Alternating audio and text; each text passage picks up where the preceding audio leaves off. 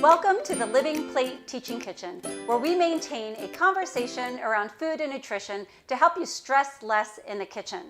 I'm Jeannie Petrucci, registered dietitian nutritionist, and today we're going to be making some cheesy dill scones. I know, annoying air quotes, but there's not actually cheese in these dill scones.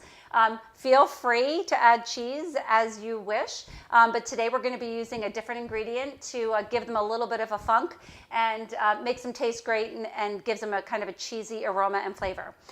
We are doing some work today with our brand partner, Simple Mills, and we're going to be using their pizza dough mix as the base for making these scones. Couple of reasons why I love using Simple Mills. Well, actually there's three. So I have a gluten-free, this is a gluten-free teaching kitchen because I need to be gluten-free, and my home is also gluten-free. So having these products available just shortens the time from me getting food from the pantry, the refrigerator to the plate for my family. So I always appreciate a clean product that gives me some convenience, and this one definitely does, right? So number two, short list of ingredients. 1, 2, 3, 4, 5, 6, 7, 8 ingredients on this one. Almond flour, arrowroot, flax meal, cauliflower, wow.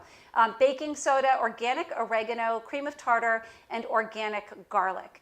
And all of those ingredients you can pronounce. So third reason is that children can participate in the making of any one of the recipes that we're using the Simple Mills mixes as a base, because it's just so simple.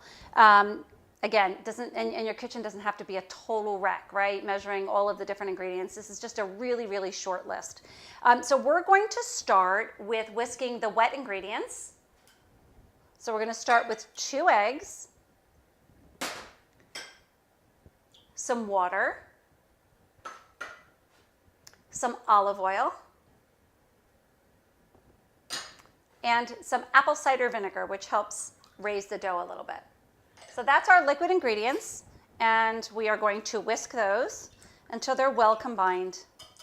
Now, not a science here, just whisk them up until they're incorporated into each other. There we go.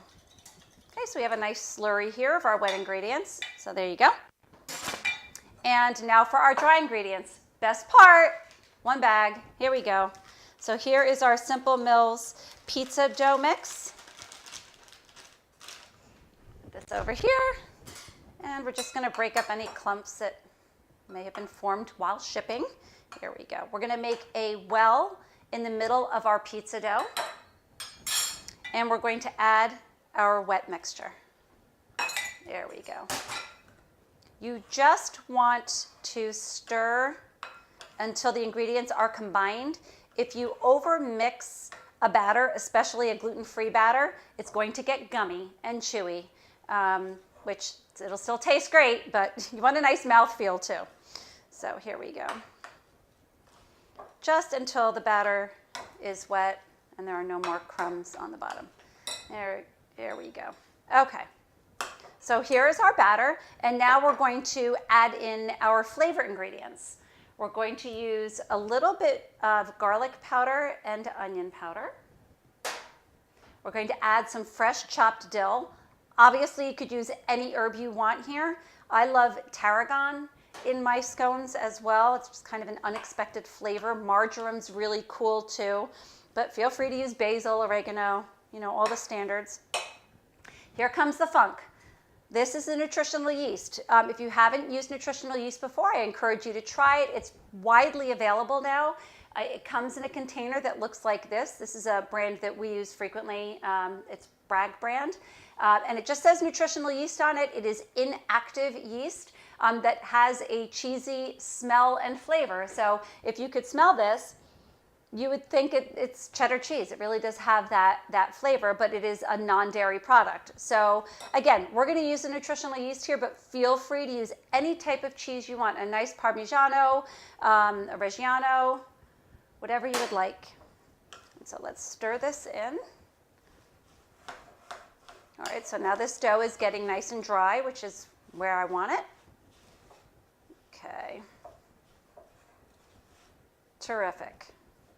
Now we're going to turn this out onto our board. Whenever you're working with, especially with a gluten-free flour, always have some extra tapioca flour on the side to prevent sticking, because it can stick, create quite a mess. Make sure your hands are loaded. Get your dough out on your board. And this dough you want to work just a little bit to make sure all of the ingredients are combined. A little overzealous here with my tapioca starch, but here we go. Not a problem. The wet ingredients are going to pick that up really nicely. Okay, so we are now not sticking. I'm going to flatten this. Don't attempt to use a rolling pin here because it'll stick.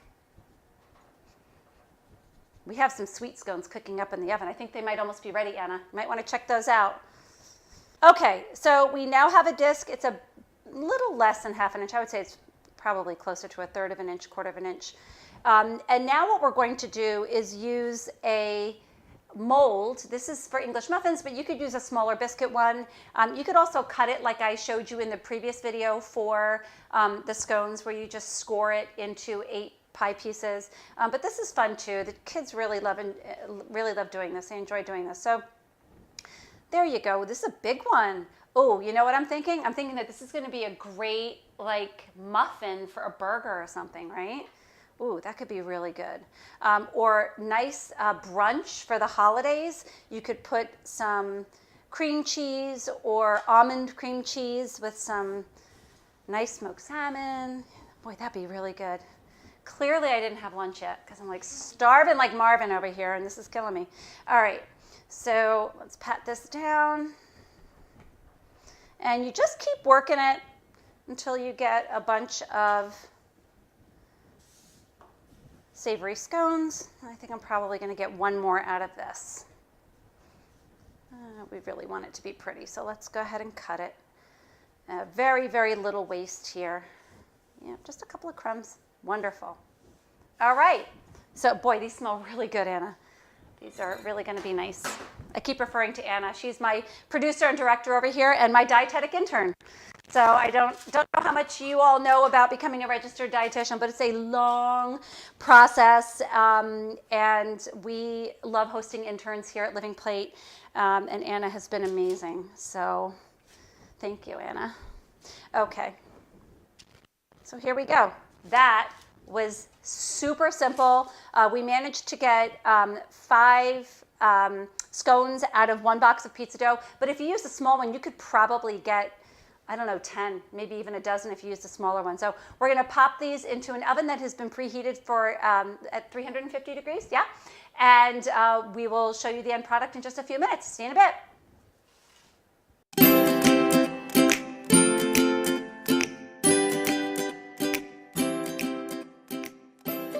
Welcome back. Our cheesy dill scones are out of the oven, and we're going to plate them now. So you can see they have nice firmness to them. You can stack them on a platter, or you can create smaller scones and make little appetizers. We're going to show you one of our favorite recipes here with one of these scones. So we're going to top them with a cream cheese alternative. You can use regular cream cheese.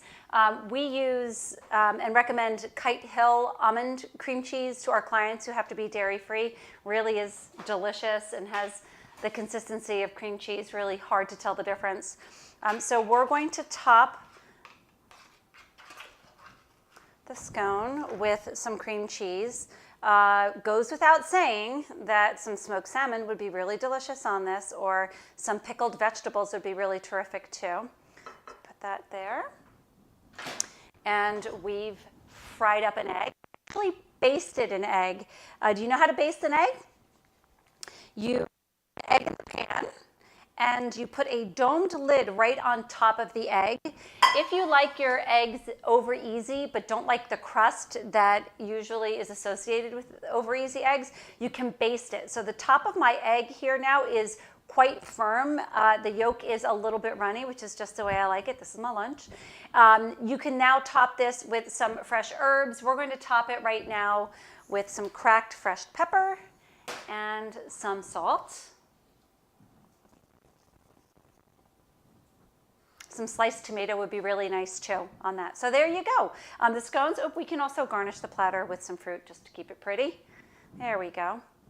So there you have it, your cheesy dill scones. Get creative with the kind of cheese that you want to use and the herbs as well. We're going to drop this recipe in the Facebook feed so that you can make it at home. We'll also drop a coupon in there for you from Simple Mills as well. And if you don't already subscribe to our meal plans, we have this recipe and many more available there. If you work with a registered dietitian who doesn't currently offer the meal plans, just put us in touch and we'll get them set up too. So enjoy your new recipes and happy cooking.